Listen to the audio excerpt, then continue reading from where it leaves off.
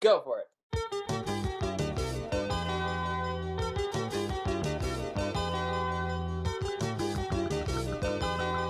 Hi, how are you? Welcome back to Tea and Taboos 2020. I'm Tracey McLean-Lowe and I'm here with Alana Kitchicake.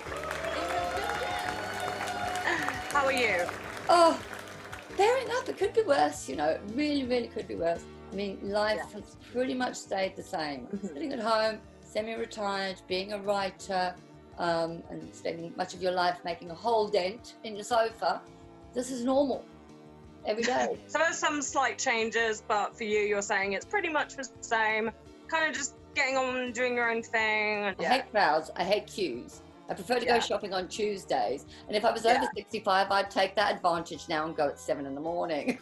Also, I actually don't mind the safety measures that they've been putting up in supermarkets because I find that's actually helped the flow a lot better. Because supermarkets get so crowded and, you know, people like barging past each other. You've got people like leaning across your freaking chest to look at some kind of like sauce. Like it's all very like up in the air. So with these safety measures, it is quite nice. You know, I'll go with my boyfriend and, you know, we just get to stroll and we'll get the entire like aisle to ourselves. I'm like, this ain't bad. This is actually a nice flow system. I haven't wanted to run over anybody with my trolley. You know, usually you've got the kids, Right. the mother, the uncle, the aunties, and everybody shopping. And you just want to get through with your trolley. What have you missed?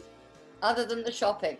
Gosh, well, in general, I am just really missing the normality of just being able to just go out and sort of like do my own thing during the day. Like if I like have a day off, I miss just being like, oh, maybe I'll go to the Oshawa Centre or maybe I'll go to the mall today and just spend a couple hours window shopping. Or obviously I miss the salon as well because I'm a hairstylist. So as we're not seen as an essential service, unfortunately, most salons, if not all of them, have closed their doors until we don't know when, until the foreseeable future. So obviously it just sort of sucks not being in that space, like during the week, like not being in that space, not seeing the girls, not working on hair, not working on makeup. And just, you know, I am really missing that environment of just being with, you know, a strong band of women and just creating and, you know, bouncing our creativity off of each other. So I do really miss that. And yeah, just obviously coming to see you guys in Toronto, because I was just saying before we started this video that there's so many restrictions now. Like it's going to be a very, you know, when it all sort of sizzles down, it will be a very new form of normal, if you know what I mean, I think. Like we don't know what new normal is going to be when this entire thing's over. You've already got people protesting in crowds, you know, and not doing the whole social distancing. Humans are pretty stupid.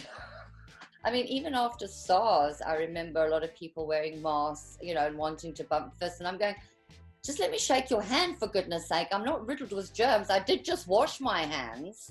Well, I don't like, I'm seeing a lot of people wear gloves and I'm not even sure if that's an efficient way of going about handling hygiene, because if you think about it, you're wearing these gloves and those gloves are touching everything. Whatever germs is going to jump onto that glove, well, you're going to go and pass it to the next trolley. So it's like, I don't really see gloves as an effective form of battling the virus. Like, just wash your hands. Just wash your hands. That's what you need to do. Bring hand sanitizer. Literally, just wash your hands with soap and water. That's all you need to do. You know, my boyfriend, he was previously working for the city of Markham. And he was just saying to me, he was quite shocked at how many masks and rubber gloves that were just lying around everywhere. Just because people just wore them and just like discarded them, I guess, and just like littering the city with them. So he was complaining one day, like, yeah, I had to like go and pick up all of these masks and gloves that were just littering the fields or the pathways. That's another interesting thing. We should be talking about the environment and the wildlife. A little bit of the upside is the wildlife are having such fun without us. Okay, granted, we've got the lions lying around on the roads in the Kruger Park because there's no literally lioning around. Yeah, they are.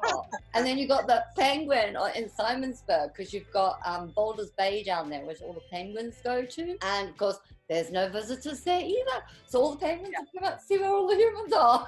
That's adorable. You know, like there is some silver lining with this, especially with the environment and Mother Nature and stuff. Like they were talking about Venice, like the waters being so clear. The waters have just cleared up because I guess all the boats and the pollution from people being out and about in Venice before is just gone. It's just cleared up, which is amazing. And they were just saying it's been probably years and years and years and years since those waters have been crystal. They're having a party without us. Even the foxes down on the beaches here in Toronto. But I've been feeling a little guilty. I've got a pair of pigeons that are desperately trying to nest, but they're trying to do it on the posts in my front porch. Edges. They put the nest and it blows away. And I think, I think they're baby birds. I said to Mason, I said, I'm feeling really guilty. I said about moving those birds. This whole stay-at-home thing, and I'm chasing them out of their home. I've made them homeless.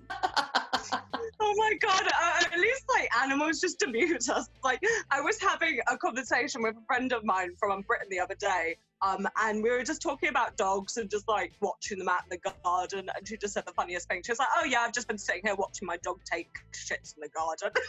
That's literally all my life has become, and I'm like, yeah. She was like, yeah, just watch a dog shit in the garden. I'm like, yeah, that's pretty much all we can do. But hey, I'm glad that the animal kingdom is thriving. Let them have their time, right? Let them have their time. But going back to your partner and him going out there cleaning up people's masks and stuff like that, and you wondering whether we're going to get to a new normal, guess what's in the news? All those wonderful masks that are supposed to save our lives have ended up in the seas choking our fish. Gloves and masks and what? It's not going to change. Human nature is, we're freaking messy. We are. But it's almost like Mother Nature is just fighting back this year, I swear. The Australian fires, and now she's brought like another freaking plague almost. Well, it's not as bad as the plague. I mean, essentially over the centuries, we have learned to wash our hands. Well, some of us have anyway. Yeah, literally, like friggin' hell. It literally just boils down to how often does the person wash their hands? Well, it's good that they're getting reminders now. Because I've seen people go into toilets and they don't even wash their hands. No, and then they go out and cook food. And I've seen these really sweet little videos as well on Facebook of like all the zoos that have been shut down. I don't know if you've seen any of those videos. Yeah. Because they still need to look after the animals, right? They need food and shit. So, sorry, I shouldn't swear. Oh, well, we're British. We have foul mouths. And I've seen these little videos of like, they'll take like, oh, what's it called? The Lion King, the boar. You know, those pigs with the horns. Warthog, that's it. And like they were taking this warthog for a little walk near the meerkat. And it was so cute because they were just like standing up like, what the fuck is that? Because like they've never seen each other before, all these different animals. So it's like amazing to them, like, oh my God. So it's so cool.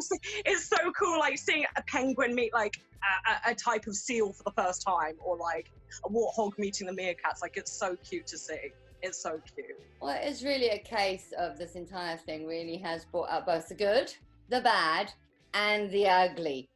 So we don't really know when this is all going to be ending. Let's hope it is before Canada Day. Before we know it, all those beautiful clean skies will be covered in smog again, and the wildlife will have headed back into the woods. And oh, well, on that Easter note, let's hop on our way out of here from this Tea and Taboos episode.